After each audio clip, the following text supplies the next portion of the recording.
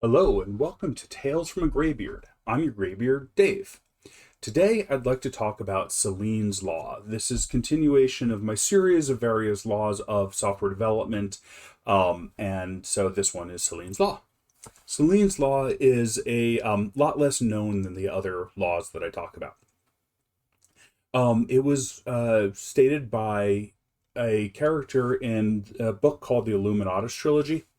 It's by Robert Anton Wilson, and the character's name is Hagbard Celine. He's a charismatic hippie type leading a group of counterculture revolutionaries to advance the human race. And he states in it, Celine's Law, communication is only possible between equals. In life, there are always interpersonal dynamics between people. You know, what is their relationship and how do they treat each other defines who they are and the dynamics between them. It's not necessarily a power imbalance. We get power imbalances from work reporting structures, such as a manager and a direct report, or someone high in an organization and somebody low in an organization, even if they're not in the same reporting chain. There's a threat of violence, between just two people. Often the threat of violence shows up in more close relationships like marriage. And then there are perceived power imbalances that may not actually be there, but it doesn't really matter. If the power imbalance is perceived, then it's real. For instance, a VP of marketing can often not be able to fire a software developer, but clearly the software developer will feel a power imbalance, even if it's maybe illusory. Maybe that example it actually isn't. So when we have this power imbalance, we kind of get two sides to it causing problems. The first one is from the subordinate's position. They will give answers that the other one wants. So instead of if they're receiving negative feedback, instead of really absorbing the negative feedback and thinking about it, they're going to be thinking, how do I end this conversation so the outcomes are acceptable? How do I get past this negative feedback? How do I keep my job? How do I stay married? How do I prevent getting beat up? And so the goal of the subordinate in this power dynamic is not the goal that the dominant person wants. The goal is to simply stop the negative interaction. Or even not negative interaction. Every interaction, the subordinate person is going to be thinking about how they can protect themselves. The dominant person doesn't get what they want out of it either. And they're not communicating properly either. They're not communicating honestly. Which means they're not communicating. So instead of communicating about the real thing they're talking about, they're going to be changing what they say in order to get a better outcome. How do I make this report do their job better? How do I get this thing that I want?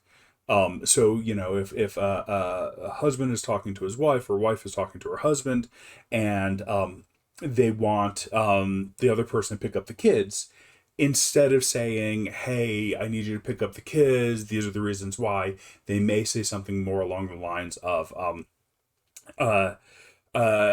remember this nice thing I did for you, or hey, how was your day? They may change the way in which they're communicating to be communicating dishonestly and thus not really communicating in order to get that.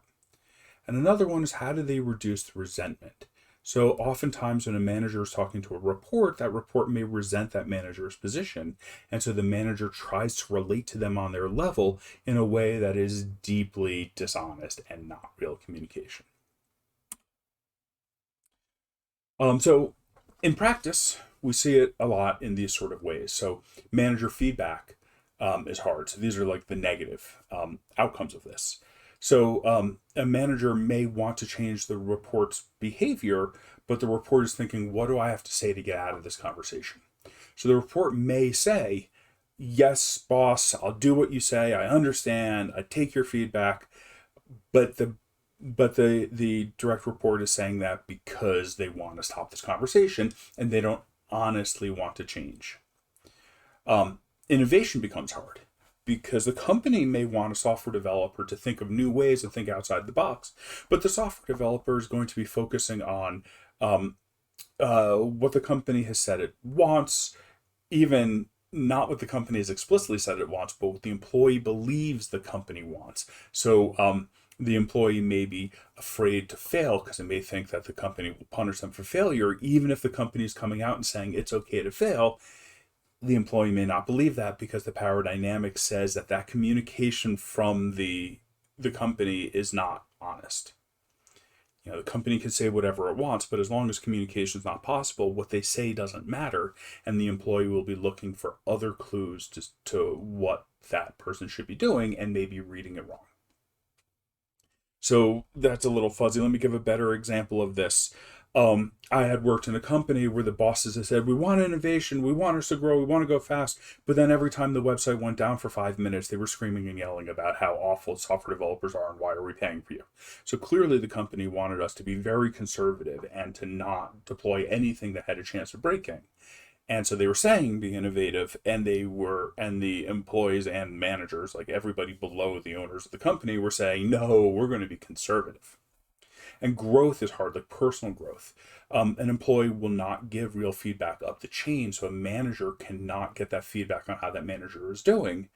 And so that manager doesn't have that opportunity to grow.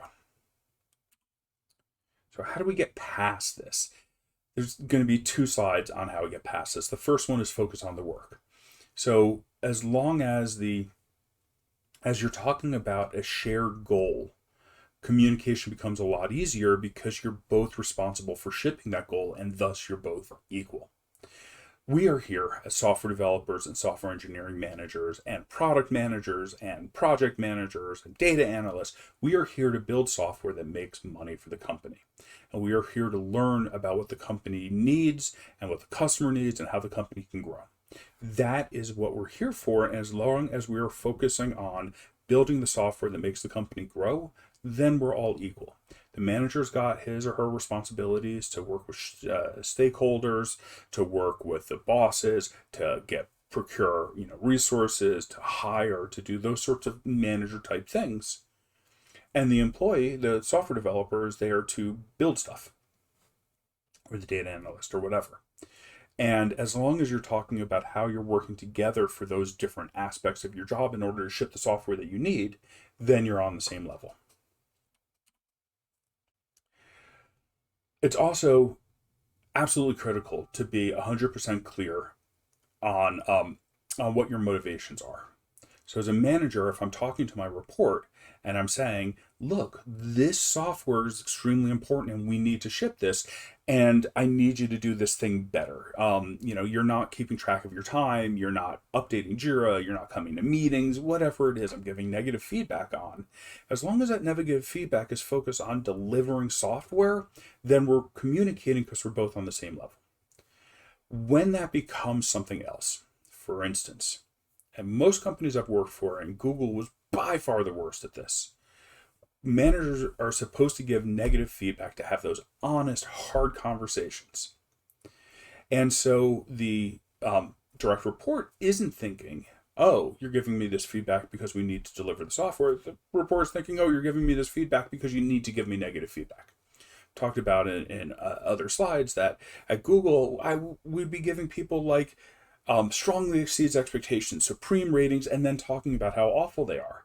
And they're hearing that awful feedback and saying, I don't need to respond to this because it's just my boss proving how hard they can talk. And so there was no growth there. There was no communication.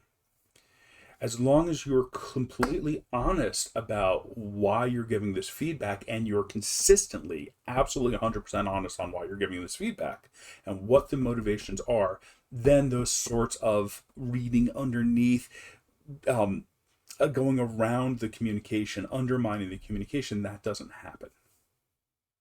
So these are my thoughts on Celine's law.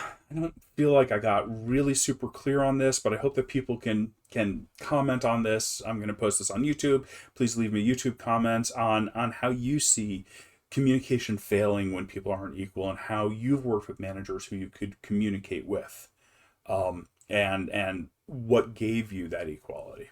So once again, thank you. This has been a Tales from the Graybird, and I really appreciate you listening to me.